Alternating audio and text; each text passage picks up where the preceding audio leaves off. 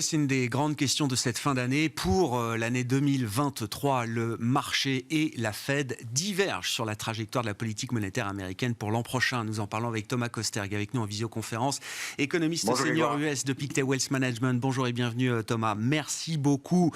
Comme à imaginer que les investisseurs semblent plus confiant peut-être même que Jérôme Powell sur les résultats à attendre du choc monétaire qui a déjà été infligé par la Fed au cours de cette année 2022. Si je résume en gros l'idée du marché, pas besoin d'en faire beaucoup plus que ce qui a déjà été fait pour permettre à l'inflation de revenir dans des zones beaucoup plus confortables d'ici quelques mois, quelques trimestres pour la Réserve fédérale américaine.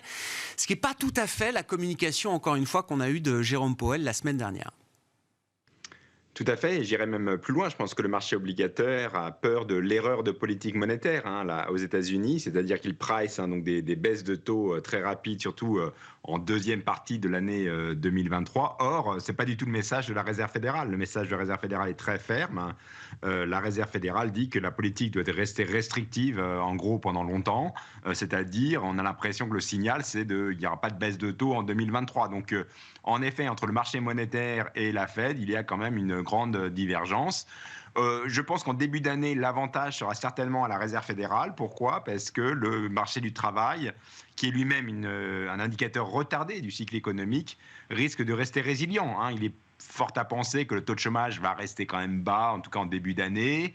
Les destructions d'emplois, si elles ont lieu, sera plutôt au printemps et ensuite. Et aussi les fameuses les postes vacants, la série JOLTS, Job Openings, donc postes vacants. Les postes vacants vont baisser, mais resteront encore trop élevés par rapport au nombre de chômeurs. Or, c'est la mesure clé pour la Réserve fédérale. Une autre mesure clé, c'est les salaires. Et les salaires risquent également de voir une certaine inertie en début d'année. Donc, la Réserve fédérale peut être en mesure de garder son discours hawkish, en tout cas pour les premiers mois de l'année. Par la suite, ça va être plus compliqué. Et là, ça va être intéressant de voir par rapport à la baisse de régime de l'économie, comment la Fed peut continuer à garder ce discours hawkish. Mais nous pensons que la Fed reste sur ses gardes par rapport à l'inflation, va le rester même si les indicateurs avancés continuent de se détériorer. Et donc, elle va essayer de ne pas baisser les taux, au contraire de ce que price le marché monétaire.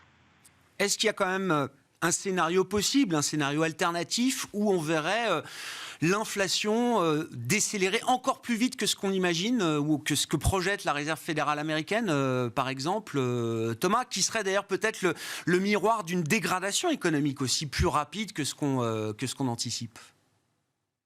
Alors là, il y a une petite astuce, c'est que la Réserve fédérale a un peu changé la cible, notamment sur l'inflation. Elle regarde maintenant le Core PCE hors immobilier, donc Core PCE services hors immobilier. Or, ces services sont ceux qui sont le plus liés au salaire, et c'est là où il y a le plus d'inertie potentielle, parce qu'en fait, ce qu'on se rend compte sur l'inflation aux États-Unis, en fait, dans le marché des biens, on a de la désinflation, voire même presque de la déflation, puisque les goulets d'étranglement dans les chaînes de production, les matières premières, tout ça, on voit le prix des biens qui se calme, voire même qui est en légère désinflation. Or, c'est la question est maintenant sur les services. Or, la Fed est en train de mettre son focus sur les services qui sont eux-mêmes liés au salaire. Et c'est là où il peut y avoir une grande inertie. Donc, la question, c'est oui, l'inflation, notamment l'inflation headline, l'inflation totale, va continuer à baisser, potentiellement assez agressivement. Mais la Fed regarde cette inflation dans les services hors immobilier. Et là, il risque d'y avoir un peu plus de latence.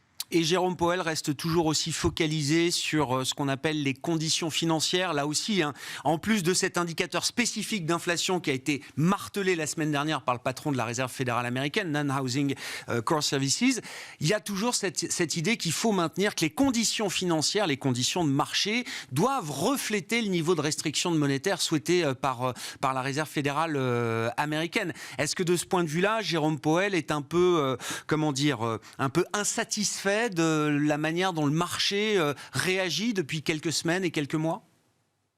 Oui, Jérôme Powell est clairement insatisfait de ces marchés. Pour lui, ce qui est intéressant, c'est qu'il ait mis autant le focus sur ces conditions financières qui, selon lui, sont un important canal de transmission de la politique monétaire. Alors, on peut avoir un débat économique si, en effet, l'économie américaine est à ce point liée au marché action américain, s'il n'y a pas d'autres canaux de transmission, notamment le canal bancaire, qui d'ailleurs se détériore de façon assez significative.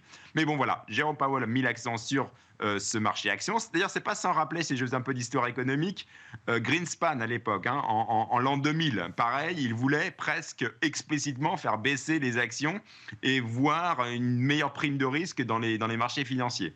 Et là, on a un peu le même discours de Jérôme Powell. On a l'impression que Jérôme Powell veut va remettre de la prime de risque dans les marchés financiers, car selon lui, ça participe aux restrictions monétaires. Et quelque part aussi, son discours pour la prochaine hausse de taux, pour le calibrage de la prochaine hausse de taux, c'est si il n'y a pas eu ce rééquilibrage au niveau des conditions financières, la Fed est potentiellement prête à taper fort. Donc ça, c'est un point très important, c'est-à-dire que elle peut faire 50 points de base une fois, voire plusieurs fois, si les marchés financiers ne comprennent pas son message, qui est pourtant assez explicite. Alors même, et vous le disiez d'un mot, Thomas, qu'en dehors des conditions financières, il y a des conditions de crédit qui se dégradent déjà de manière importante pour le consommateur américain, par exemple, à travers le canal bancaire. Tout à fait. Donc, par exemple, des indicateurs qu'on suit, hein, c'est le taux d'intérêt sur les cartes de crédit, qui est maintenant au plus de 18%. On est au plus haut historique de la série, qui commence en 2005. On voit aussi sur les prêts bancaires pour les entreprises une montée en flèche. Évidemment, les prêts hypothécaires, le prix à 30 ans, alors même s'il y a une légère décrue, mais on est sur des niveaux historiquement très élevés. Et ça, c'est un choc pour l'économie américaine. Et on devrait voir bientôt les conséquences sur la croissance. On voit déjà les conséquences sur les indicateurs avancés qui se détériorent fortement, notamment l'indicateur Markit, le PMI de Markit, qui est tombé à 46, des taux très bas en termes d'indicateurs avancés.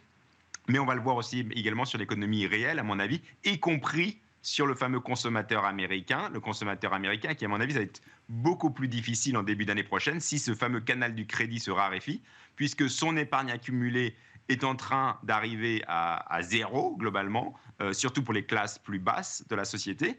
Et donc, le canal de crédit est en train de se fermer, et ça pourrait donner lieu à une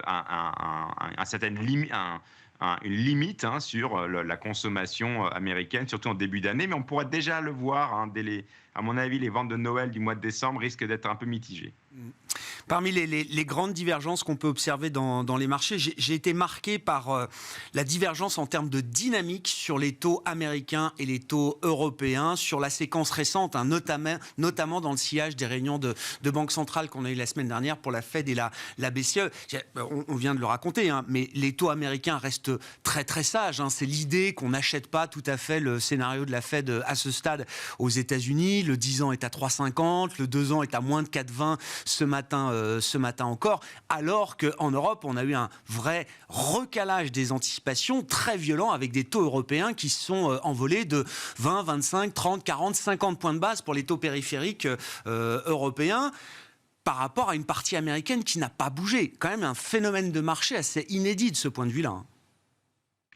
Oui, tout à fait. Alors la question, c'est est-ce que ce rééquilibrage n'est pas un peu bienvenu dans le sens où l'Europe et les États-Unis font quand même face aux mêmes défis. Il y a aussi une question de force du marché du travail, de force des salaires qui peut se répercuter sur l'inflation. Or, en termes de pricing du taux terminal, l'Europe était vraiment bien en deçà des États-Unis. Et il y a d'ailleurs toujours un écart. Il faut un écart entre les États-Unis et l'Europe. Hein. Les deux économies sont différentes, notamment en termes de dynamique sur le marché de l'emploi, dynamique sur le marché des biens, au niveau de la croissance potentielle et de la productivité. Certes, mais quand même, l'écart entre les US et l'Europe était, à mon avis, trop important, eu égard aux fameux enjeux de l'inflation et des salaires. Donc on était sur un taux terminal aux États-Unis qui d'ailleurs ne bouge plus trop, mais on est autour de 4,80 hein, pour là où pourrait s'arrêter la Fed, 4 à peu près, hein, autour de 4,80. Mais c'est un taux en fait très élevé, très élevé. C'est ça, le niveau absolu quand même de 4,80. Historiquement, on n'a pas vu ça très souvent. Alors que peut-être sur l'Europe, on était peut-être sur des taux terminaux qui étaient potentiellement trop faibles. Là, maintenant, on est autour de 3,2%. Là, on peut se poser la question si ce n'est pas un peu plus en ligne avec potentiellement les questions d'inflation et de croissance qui vont se poser en 2023. Bah oui, au-delà des niveaux d'inflation atteints plus élevés en Europe qu'aux États-Unis, ça aussi, hein, c'est quand même quelque chose qu'on n'avait pas forcément vu venir en début d'année. Il y a aussi des questions long terme sur la croissance potentielle, qui n'est pas tout à fait la même entre celle des États-Unis et celle de l'Europe aujourd'hui. Merci beaucoup Thomas, merci pour cet éclairage sur la situation américaine en cette fin d'année 2022. On vous retrouve le lundi, les équipes de Pictet Wealth Management qui nous accompagnent le lundi et le jeudi d'ailleurs dans Smart Bourse sur Bismart.